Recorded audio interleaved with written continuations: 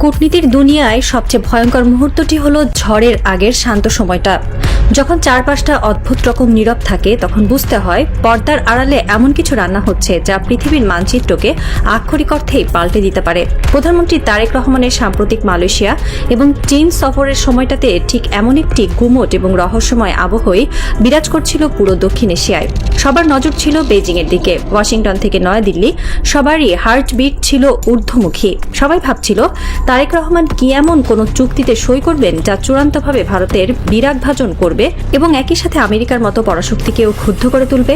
ভূ রাজনৈতিক দাবার বোর্ডে বাংলাদেশ তখন হাঁটছিল একটি খাদের কিনারায় অত্যন্ত সরু দড়ির ওপর দিয়ে। সাউথ ব্লক বা নয়াদিল্লিও এই সফরের চরম চাপে ছিল।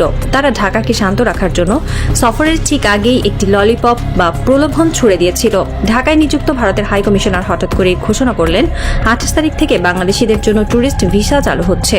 যে ভারত গত কয়েক মাস ধরে ভিসা বন্ধ করে সীমান্তে পুশিন করে এবং বাণিজ্য বাধাগ্রস্ত করে ঢাকাকে অবরুদ্ধ করার চেষ্টা করছিল, তারা হঠাৎ ট্যুরিস্ট ভিসার দরজা খুলে দিল কেন? কারণ তারা ভয় পাচ্ছিল। তারা চাইছিল ভিসা চালুর এই টোপ দিয়ে তারেক রহমানকে কিছুটা নরম করা যায় কিনা, যাতে তিনি চীনে গিয়ে এমন কিছু না করেন যা ভারতের জন্য কাল হয়ে দাঁড়ায়। বেইজিংয়ের সফর শুরু হলো। প্রথম একদিন দুই দিন পার হয়ে গেল। পুরো বিশ্বের মিডিয়া, বিশেষ করে ভারতীয় থিঙ্ক ট্যাঙ্কগুলো তীর্থের কাকের মতো বসেছিল ব্রেকিং নিউজের আশায়। কিন্তু কি হলো? সবাই দেখলো দুই দেশের মধ্যে অত্যন্ত সাধারণ কিছু MOU বা সমঝোতার স্মারক স্বাক্ষরিত হচ্ছে। কারোর মধ্যেই তেমন কোনো ভাবান্তর নেই। সবাই ভাবলো কোথায় সেই বহুল আলোচিত তিস্তা মহাপরিকল্পনা যা নিয়ে ভারতের এত টেনশন ছিল? কোথায় পদ্মা ব্যারেজ? কোথায় দ্বিতীয় যমুনা সেতু বা দ্বিতীয় পদ্মা সেতুর ঘোষণা? এমনকি দেশের অর্থনৈতিক সংকট কাটাতে চীন যে বিশাল কোনো অনুদান বা লোন দেবে তারও তো কোনো ঘোষণা এলো না। ভারতীয় মিডিয়াগুলো স্বস্তির নিঃশ্বাস ফেলতে শুরু করলো। তারা ভাবলো যাক বাবা, বাঁচা গেল। তারেক রহমান হয়তো ভারতের চাপ আর আমেরিকার ভয়ের কারণেই চীন থেকে খালি হাতে ফিরে আসছেন।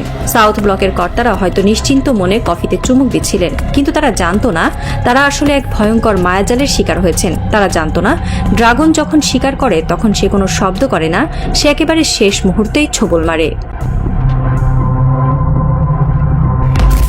সফর প্রায় শেষ। ঠিক যেদিন প্রধানমন্ত্রী তারেক রহমান দেশের উদ্দেশ্যে বিমানে ওঠার প্রস্তুতি নিচ্ছেন, ঠিক তখনই বেইজিংয়ের গ্রেট হল থেকে এমন একটি ঘোষণা ভেসে এলো যা আক্ষরিক অর্থেই পুরো দক্ষিণ এশিয়ার ভূ রাজনীতিতে এক পারমাণবিক বোমার বিস্ফোরণ ঘটালো। একটি বিশাল ঘোষণা, সবাই চমকে গেল। কি সেই ঘোষণা? মিয়ানমারকে যুক্ত করে মিয়ানমারের ভেতর দিয়ে চীন বাংলাদেশ বাণিজ্য এবং ইকোনমিক করিডোর চালু করা হবে। মুহূর্তের মধ্যে পুরো বিশ্বের কূটনৈতিক মহল বুঝে গেল এটি কোনো সাধারণ কানেক্টিভিটি বা রাস্তাঘাট বানানোর প্রজেক্ট নয়। এটি হলো একটি বিশাল ঘটনা, একটি গেম চেঞ্জার। অনেকের কাছে মনে হতে পারে কি এমন একটা কানেক্টিভিটি, একটা রাস্তাই তো। না, এই কানেক্টিভিটি মানে কি তা বুঝলে সাউথ ব্লকের কর্তাদের রাতের ঘুম হারাম হতে বাধ্য। এই কানেক্টিভিটি মানে হলো টোটাল মিয়ানমার হয়ে সোজা চীন, থাইল্যান্ড, লাওস, কম্বোডিয়া এবং ভিয়েতনামের এক বিশাল দুয়ার বাংলাদেশের জন্য খুলে যাওয়া। বাংলাদেশ এতদিন ভারতের পেটের ভেতর অবরুদ্ধ ছিল। আমাদের স্থল পথে অন্য কোনো দেশের সাথে বাণিজ্যের সুযোগ ছিল না। কিন্তু আজ মিয়ানমারকে ব্যবহার করে চীনের সাথে যে সরাসরি পথ তৈরি হতে যাচ্ছে তা বাংলাদেশের অর্থনীতিকে এক লাফে আসিয়ান এবং পূর্ব এশিয়ার বিশাল হাইওয়ের সাথে যুক্ত করে দিল। এই করিডোরের সবচেয়ে বিস্ময়কর এবং মাস্টার মাইন্ড দিকটি হল রোহিঙ্গা সংকট সমাধান। গত 7 বছর ধরে রোহিঙ্গা সমস্যা বাংলাদেশের জন্য এক গলার কাটা। আমরা সারা বিশ্বের দাঁড়ে দাঁড়ে ঘুরেছি, জাতিসংঘে কেঁদেছি, কিন্তু কোনো লাভ হয়নি। কারণ মিয়ানমারের জান্তা সরকার কারো কথাই শোনে না। কিন্তু মিয়ানমার কার কথা শোনে? মিয়ানমারের জান্তা থেকে শুরু করে আরাকান আর্মি সবারই রিমোট কন্ট্রোল রয়েছে চীনের হাতে। যখন মিয়ানমার এই ইকোনমিক করিডোরের সাথে যুক্ত হয়ে যাবে, যখন তাদের নিজেদের ভূখণ্ডের ওপর দিয়ে চীনের $1 ট্রিলিয়ন বাণিজ্য প্রবাহিত হবে, তখন মিয়ানমারকে শান্ত রাখা চীনের জন্য একটি ভূ রাজনৈতিক বাধ্যবাধকতা হয়ে দাঁড়াবে। চীন যদি চায় যে বাংলাদেশ এই করিডোরে রাজি থাকুক, তবে চীন নিজেই উদ্যোগ নিয়ে এই রোহিঙ্গা সংকট মিটিয়ে ফেলবে। চীন ভালো করেই জানে রোহিঙ্গা সমস্যা জিয়ে রেখে এই করিডোর সফল করা সম্ভব নয়। তাই এই করিডোর চুক্তির মাধ্যমে বাংলাদেশ আসলে এক ঢিলে 3 পাখি মারল। চীনের সাথে সরাসরি বাণিজ্য পথ তৈরি হলো, ভারতের স্থল বাণিজ্যের উপর নির্ভরতা চিরতরে শেষ হলো এবং রোহিঙ্গা প্রত্যাবর্ষণের গ্যারেন্টি চীনের ঘাড়ে চাপিয়ে দেওয়া হলো। এই করিডোর শুধু অর্থনৈতিক বা বাণিজ্যিক নয়, এর সাথে জড়িয়ে আছে চরম সামরিক নিরাপত্তা। যখন চীনের পণ্য এবং বিনিয়োগ এই করিডোর দিয়ে বাংলাদেশের মোংলা বা চট্টগ্রাম সমুদ্র বন্দরে পৌঁছাবে, তখন এই পুরো রুটের নিরাপত্তা নিশ্চিত করা চীনের জন্য এক পরম দায়িত্ব হয়ে দাঁড়াবে।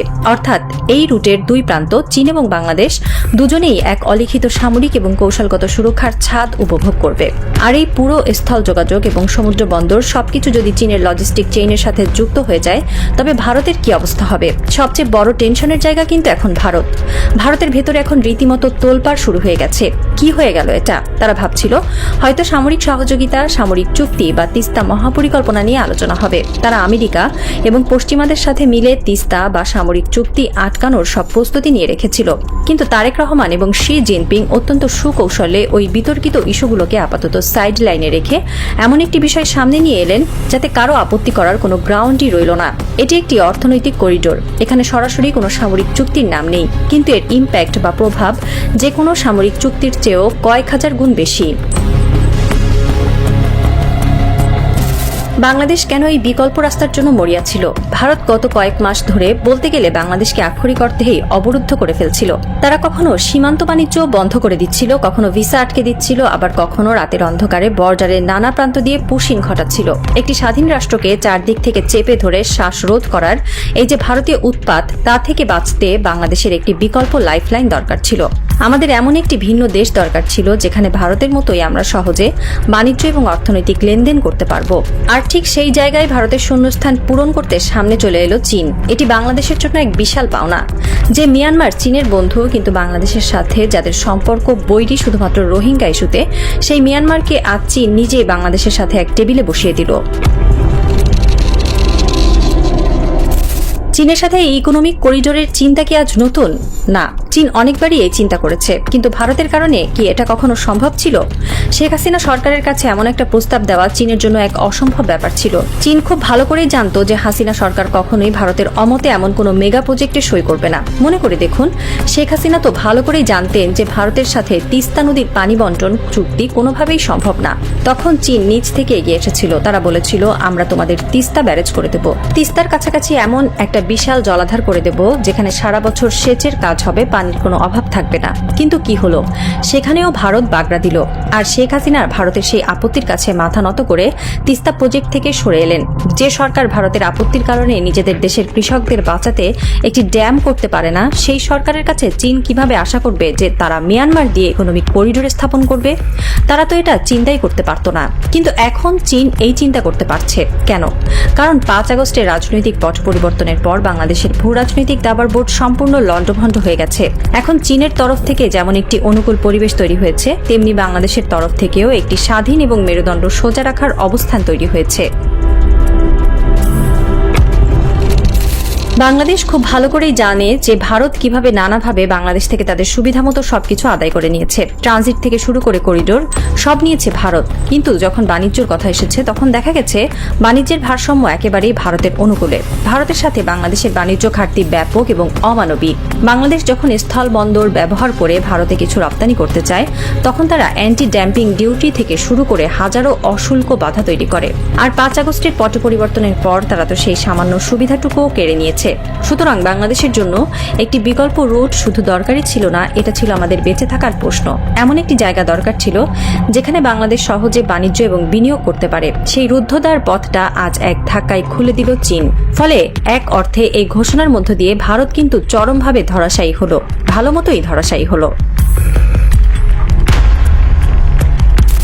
রাত গভীর হচ্ছে। বেইজিং এর আকাশে হয়তো আজ বিজয়ের আলো। তারেক রহমান তার প্রতিনিধি দল নিয়ে দেশে ফিরছেন। তিনি হয়তো কোনো সামরিক চুক্তির কাগজ হাতে ঝুলিয়ে আনেননি। তিনি হয়তো তিস্তা নিয়ে ভারতের সাথে সরাসরি সংঘাতে জড়াননি। কিন্তু তিনি এমন একটি করিডোরের নীল নকশা নিয়ে ফিরছেন যা ভারতের পুরো অ্যাক্ট ইস্ট পলিসি এবং শিলিগুড়ি করিডোরের অহংকারকে মাটির সাথে মিশিয়ে দিয়েছে। একটি রাজনৈতিক এবং ভূ কৌশলগত থ্রিলার আজ তার সবচেয়ে চরম এবং শ্বাসরুদ্ধকর ক্লাইম্যাক্সে এসে দাঁড়িয়েছে।